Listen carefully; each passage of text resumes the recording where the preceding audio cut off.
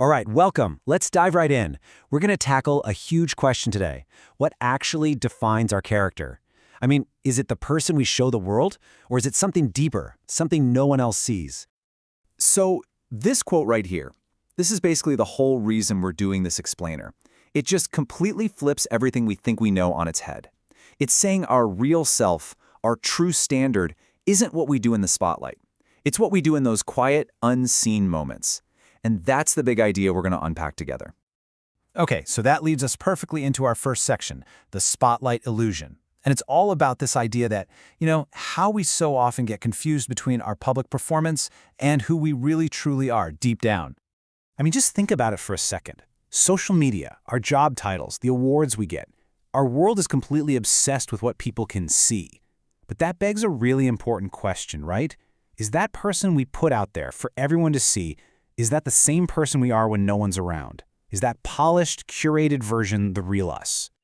And this is such a great way to look at it. On one side, you've got reputation. That's simple. It's what other people see. It's totally public, it's conditional, you can kind of manage it, right?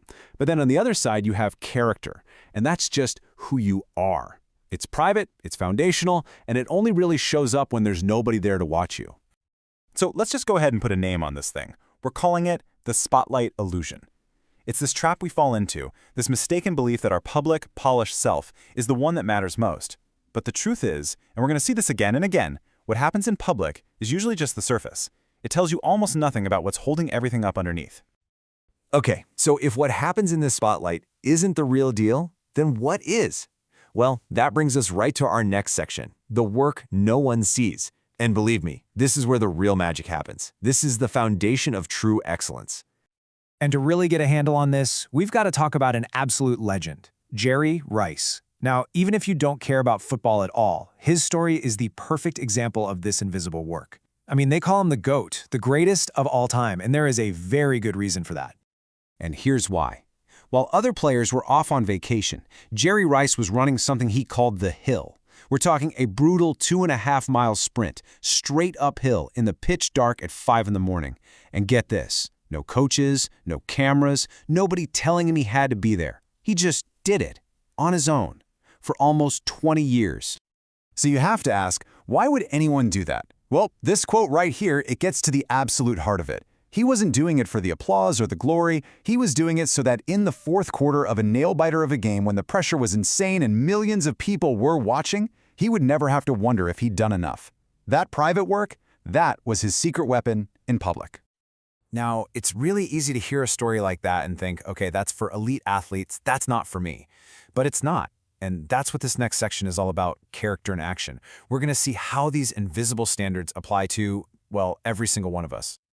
So let's switch gears completely. We're going from the roar of a giant NFL stadium to the dead quiet of a university late at night. The story goes that there was this janitor who, long after every student and professor had gone home, would just meticulously clean every single classroom.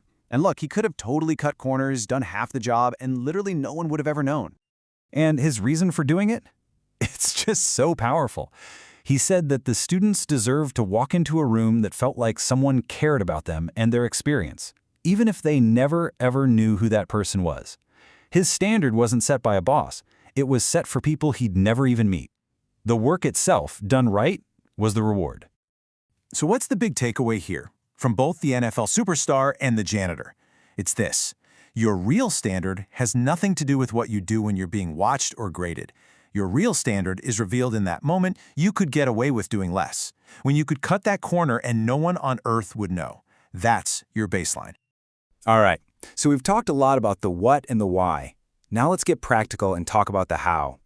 In this next section, we're going to get into a real framework for actually building your own invisible standard. Okay, first up, something you can do every single night, a super simple 3-question audit. And listen, the goal here is not to beat yourself up. It's just about awareness, because you can't fix what you can't see, right?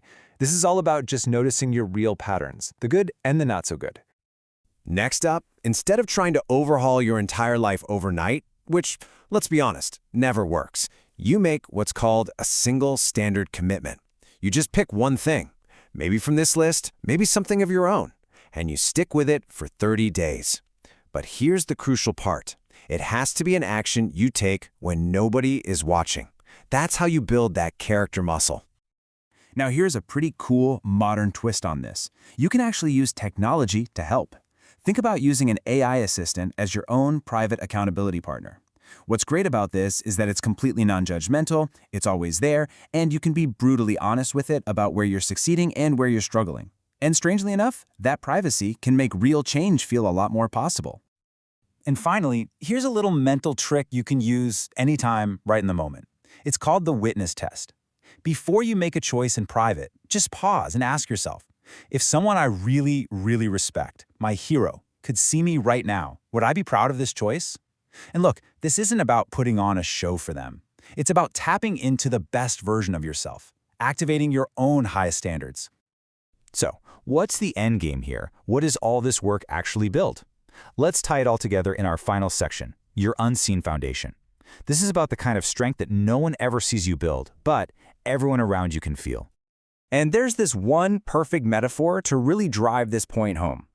Just imagine your character is the foundation of a house, and that house, well, that's your life.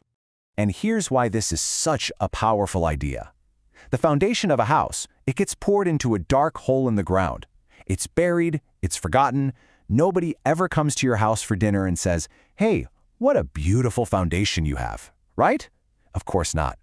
But every single thing they do see, the walls, the roof, the whole structure, it all depends 100% on the strength of that work nobody ever compliments. And that brings us to the ultimate truth of all this. When life puts the pressure on, and you know it will, we don't magically rise to the level of our hopes and dreams. We don't. We fall to the level of our training, of our preparation. We fall back on the foundation we built when no one was watching. So, that leaves us with just one question. The only one that really matters, and the one I hope you carry with you long after this is over. It cuts through all the noise. Simply, who are you when no one is watching?